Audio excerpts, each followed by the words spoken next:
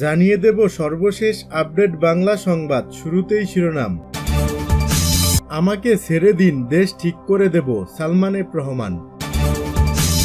বাংলাদেশের ব্যাংকিং সেক্টরের mafia এসালম group Hasina সরকারের সঙ্গে কাজ করে লুটপাট করেছে দেশের একের পর এক ব্যাংক। থাকছে বিস্তারিত প্রতিবেদন। সাবেক প্রধানমন্ত্রী শেখ হাসিনার সাথে যা নিয়ে দ্বন্দ্ব সাবেক প্রধান বিচারপতি সিনহার। এতক্ষণ শুনছিলেন সংবাদ শিরোনাম, এখন থাকছে বিস্তারিত। আমাকে ছেড়ে দিন, দেশ ঠিক করে দেব, সালমান এফ রহমান। ঢাকা মহানগর গোয়েন্দা পুলিশের রিমান্ডে আছেন সাবেক প্রধানমন্ত্রী শেখ হাসিনার বেসরকারি খাত বিষয়ক উপদেষ্টা Salman F Rahman. New market থানায় দায়ের হওয়া হকার শাহজাহান আলী হত্যা মামলায় গত 13 আগস্ট তাকে গ্রেপ্তার করা হয়। রাজধানীর মিন্টু রোডে ডিবি পুলিশ কার্যালয়ে তার রিমান্ড চলছে। জিজ্ঞাসাবাদে ডিবিকে সালমান এফ রহমান তাকে ছেড়ে দিতে বলেন। তার ভাষ্য, আমাকে আটকে রাখলে আমার বিভিন্ন প্রতিষ্ঠানে কর্মরত 80,000 লোক বেতন পাবে না। বিভিন্ন ব্যাংক থেকে যে ঋণ নেওয়া হয়েছে সেই ঋণের কিস্তি দিতে পারবো না। এতে দেশেরই ক্ষতি হবে। তাই আমাকে ছেড়ে দিন, আমি দেশ ঠিক করে দেব। এ সময় ডিবি কর্মকর্তা বলেন, আপনি ঠিক করলে এখানেই করুন, কোর্টে গিয়ে কথা বলুন, কিন্তু আপনাকে ছাড়া হবে না। একের পর এক মামলায় কমপক্ষে 1 বছর আপনাকে রিমান্ডে থাকতে হবে। সালমান এফ রহমানের কাছে ডিবি জানতে চায়, গত নির্বাচনের আগে আওয়ামী লীগ কিভাবে পরিস্থিতি নিয়ন্ত্রণে নিয়ে সরকারের পতন ঠেকিয়ে দেয়। উত্তরে সালমান এফ রহমান বলেন, আমরা আমেরিকার পক্ষে আছি। এটা আমরা ভারতের মাধ্যমে আমেরিকাকে বোঝাতে পেরেছিলাম। আমরা তাদেরকে আরো বুঝিয়েছিলাম বাংলাদেশকে বাঁচাতে হলে শেখ হাসিনার বিকল্প নেই। তখন আমাদের এবং ভারতের কথায় আমেরিকা কনভিন্স হয়েছিল, না হলে তখনই আমাদের পতন হয়ে যেত। এর আগে সালমান এফ রহমান ডিবিকে জানান, তিনি আগেও 2 বছর জেল খেটেছেন, সুতরাং জেলে রাখলে তার সমস্যা হবে না, কিন্তু দেশ ক্ষতিগ্রস্ত হবে। সালমান এফ রহমানকে ডিবি কর্মকর্তারা বলেন, মামলা তো মাত্র শুরু, কতগুলো মামলা হবে তা আমরাও জানি না। আপনাকে শুধু আদালতে যেতে হবে আর ডিবিতে আসতে হবে। এ সময় সালমান এফ রহমান বলেন, 1/11-এর সময় 2 বছর জেল খেটেছি, সুতরাং সমস্যা হবে না। তিনি বলেন, আমাকে জেলে রাখলে দেশের ক্ষতি হবে, কারণ আমার নানা প্রতিষ্ঠানে অনেক কর্মী আছে, তারা বেতন পাবে না। ব্যাংক থেকে যেসব টাকা ঋণ নিয়েছি সেগুলো পরিশোধ হবে না। প্রসঙ্গত, ছাত্র জনতার অভ্যুত্থানের মুখে গত 5 আগস্ট প্রধানমন্ত্রী শেখ হাসিনা পদত্যাগ করে দেশ ছাড়েন। এরপর থেকে প্রতিনিয়ত গ্রেপ্তার হচ্ছে আওয়ামী লীগ নেতারা। এই মুহূর্তে যারা ডিবিতে রিমান্ডে আছেন, সাবেক ডেপুটি স্পিকার শামসুল হক টুকু, সাবেক প্রধানমন্ত্রী শেখ হাসিনার বেসরকারি শিল্প ও বিনিয়োগ উপদেষ্টা সালমান এফ রহমান, সাবেক আইনমন্ত্রী আনিসুল হক, সাবেক তথ্য ও প্রযুক্তি প্রতিমন্ত্রী জুনায়েদ আহমেদ পলক, ন্যাশনাল টেলিকমিউনিকেশনের মনিটরিং সেন্টারের মহাপরিচালক মেজর জেনারেল জিয়াউল আহসান, সাবেক এমপি সাদেক খান, জাতীয় সংসদের সাবেক chief whip Assam Firoz, workers পার্টির রাশেদ খান মেনন, আওয়ামী লীগের সাংগঠনিক সম্পাদক আহমদ হোসেন, চট্টগ্রাম বন্দরের সাবেক chairman rear admiral Mohammad Sohel, Awami লীগের সাংগঠনিক সম্পাদক আহমদ হোসেন, আওয়ামী লীগের সাংগঠনিক সম্পাদক আহমদ হোসেন, আওয়ামী লীগের সাংগঠনিক সম্পাদক আহমদ হোসেন, চট্টগ্রাম বন্দরের সাবেক chairman rear admiral Mohammad Sohel, সাবেক ক্রীড়া উপমন্ত্রী আরিফ খান, সাবেক সমাজকল্যাণ মন্ত্রী ডাক্তার দীপুমণি, সাবেক সিনিয়র সচিব শাহ কামাল, ঢাকা বিশ্ববিদ্যালয়ের ছাত্রলীগের সাধারণ সম্পাদক তানভীর হাসান সৈকত প্রমুখ। বাংলাদেশের নাগরিকত্বই ছিল না এসালম পরিবারের সদস্যদের।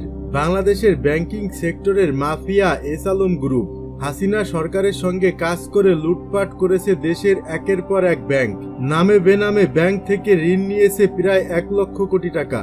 সোমবার একটি পত্রিকায় এসালম সপরিবারে ছাড়েন বাংলাদেশের নাগরিকত্ব শিরোনামে সংবাদ প্রকাশ হয় একটি জাতীয় পত্রিকায়। প্রতিবেদনে বলা হয়, ব্যাংকিং খাতে আধিপত্য প্রতিষ্ঠার পর সপরিবারে বাংলাদেশের নাগরিকত্ব ত্যাগ করেছিলেন বহুল আলোচিত এসালম গ্রুপের চেয়ারম্যান মোহাম্মদ সাইফুল আলম। 2022 সালে 10 অক্টোবর বাংলাদেশি পাসপোর্ট প্রত্যাহার করেন এসালম, তার স্ত্রী ফারজানা পারভিন ও তাদের 3 ছেলে। একই দিন বিদেশি নাগরিক হিসেবে বাংলাদেশে স্থায়ী বসবাসের অনুমোদন পায় পরিবারটি। সরকারের উচ্চ পর্যায়ের নির্দেশে এসব সুবিধা দিয়েছিল স্বরাষ্ট্র মন্ত্রণালয়। অর্থ পাচারের পথ সহজ করা এবং প্রতিকূল পরিস্থিতিতে জবাবদিহি এড়াতে এমন কৌশল গ্রহণ করা হয়েছে বলে মনে করেন বিশ্লেষকরা। জানা গেছে, আওয়ামী লীগ সরকারের আমলে প্রভাবশালী এই পরিবারটি যেদিন বাংলাদেশের নাগরিকত্ব ত্যাগ করেছিলেন, ঠিক সেদিনই বাংলাদেশে স্থায়ী বসবাসের অনুমতি পেয়েছিলেন। নাগরিকত্ব ত্যাগ ও আবাসিক সুবিধা গ্রহণ করতে হলে পুলিশের বিশেষ শাখার ছাড়পত্র সহ বিভিন্ন দপ্তরের অনুমতি প্রয়োজন হলেও কিভাবে একই দিনে দুটি কাজ সম্পূর্ণ হলো তা নিয়েও প্রশ্ন তুলছেন। নাগরিকত্ব ত্যাগ ও আবাসিক সুবিধা গ্রহণ করতে হলে পুলিশের বিশেষ শাখার ছাড়পত্র সহ বিভিন্ন দপ্তরের অনুমতি প্রয়োজন হলেও কিভাবে একই দিনে দুটি কাজ সম্পূর্ণ হলো তা নিয়েও প্রশ্ন তুলছেন অনেকেরা। স্থায়ীভাবে বসবাসের আবেদনপত্র অনুযায়ী 2022 সালে 10 অক্টোবর এস আলম ও তার স্ত্রী ফারজানা পারভিন 3 ছেলে সহ বাংলাদেশের স্থায়ী আবাসিক সুবিধা গ্রহণ করেন। বাংলাদেশের কোনো নাগরিকের এই সুবিধা অর্জনের সুযোগ বা প্রয়োজন নেই। নাগরিকত্ব ত্যাগ করেছিলেন বলেই তারা স্থায়ী আবাসিক সুবিধা গ্রহণ করেন। নথিপত্র থেকে জানা যায়, বাংলাদেশের ব্যাংকিং খাত থেকে প্রায় 1 লক্ষ কোটি টাকা ঋণ নিলেও স্থায়ী বসবাসের সুযোগ পেতে এস আলম পরিবারের সদস্যরা জনপ্রতি বিনিয়োগ দেখিয়েছেন মাত্র $75,000। এস আলম পরিবারের সদস্যদের স্থায়ী বসবাসের পৃথক অনুমোদন পত্রে উল্লেখ করা হয়, আবেদনকারী স্থায়ী আবাসিক সুবিধা অধিকারের জন্য সনদ প্রদানের জন্য সরকারকে সন্তুষ্ট করেছেন। সাবেক প্রধানমন্ত্রী শেখ হাসিনার সাথে যা নিয়ে দ্বন্দ্ব সাবেক প্রধান বিচারপতি সিনহার। সাবেক প্রধান বিচারপতি এস.কে. সিনহার দেশত্যাগ ও পদত্যাগ খুবই আলোচিত ঘটনা শেখ হাসিনা সরকারের ইতিহাসে। 2017 সালের ঘটনা নিয়ে এ ব্রোকেন ড্রিম নামেও বই লিখেছেন তিনি। সাবেক প্রধানমন্ত্রী শেখ হাসিনা গোয়েন্দা সংস্থাকে ব্যবহার করে এস.কে. সিনহাকে দেশ ছাড়তে বাধ্য করেন, এমন অভিযোগ করে সাবেক এই প্রধান বিচারপতি বলেছেন, ডিজিএফআই এর সাবেক প্রধান সাইফুল আবেদিন এ ঘটনায় জড়িত ছিলেন। তিনি বলেন, তার বাসার ইন্টারনেটও বন্ধ করে দেয়া হয়েছিল, কারো সাথে দেখা করা বা কথা বলাও বন্ধ করে দেয় গোয়েন্দারা। যমুনা টেলিভিশনের সঙ্গে ভিডিও আলাপে তিনি জানান, তখনকার সরকারের সঙ্গে তার দ্বন্দ্বের শুরু ঋণ খেলাপিদের দায় মুক্তি নিয়ে, যা চূড়ান্ত পর্বে গড়ায় বিচারপতিদের অপসারণে ক্ষমতা বিষয়ক ষোড়শ সংশোধনী বাতিলের মাধ্যমে। এস.কে. সিনহা বলেন, নিম্ন আদালতের অধীনে হাজার হাজার বিরোধী দলীয় নেতাকর্মীকে গ্রেপ্তার করানো হয় পুলিশ দিয়ে, তাদেরকে রিমান্ডে নেওয়া হয়, জামিন দেওয়া হয় না। এগুলো ইচ্ছামতো করছিল সরকার। এরপর আবার ষোড়শ সংশোধনী। তৎকালীন প্রধানমন্ত্রী সরাসরি বলেন, নিম্ন আদালতে এটা হবে না, আপনি ভুলে যান। তারপর আমি বললাম, সুপ্রিম জুডিশিয়ারি কাউন্সিল অ্যালবোশিন করে আপনি সংসদে নিয়েছেন, এটি আমি হতে দেব না। এস.কে. সিনহা বলেছেন, সরকার তাকে চাপ দিয়ে গোয়েন্দা সংস্থা ব্যবহার করেন। তিনি বলেন, সরকার রুষ্ট হয়ে আমার উপর অত্যাচার শুরু করে।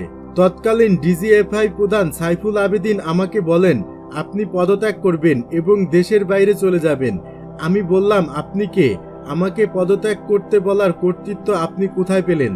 সাবেক ওই প্রধান বিচারপতি জানান, অসুস্থ না হলেও তাকে নিয়মিত হসপিটালে চিকিৎসার জন্য পাঠানো হতো, যাতে তিনি অসুস্থ সেটি দেশবাসীকে বোঝানো যায়। এস.কে. সিনহা এ বিষয়ে বলেন, আমি পুরোপুরি সুস্থ। এরপরও পিজি হাসপাতাল থেকে 2-3 জন চিকিৎসক আসতেন। আমি বলতাম, আপনারা কেন আসেন প্রতিদিন? তারা বলেন, সরকার পাঠিয়েছে, এখানে তাদের কিছু করার নেই।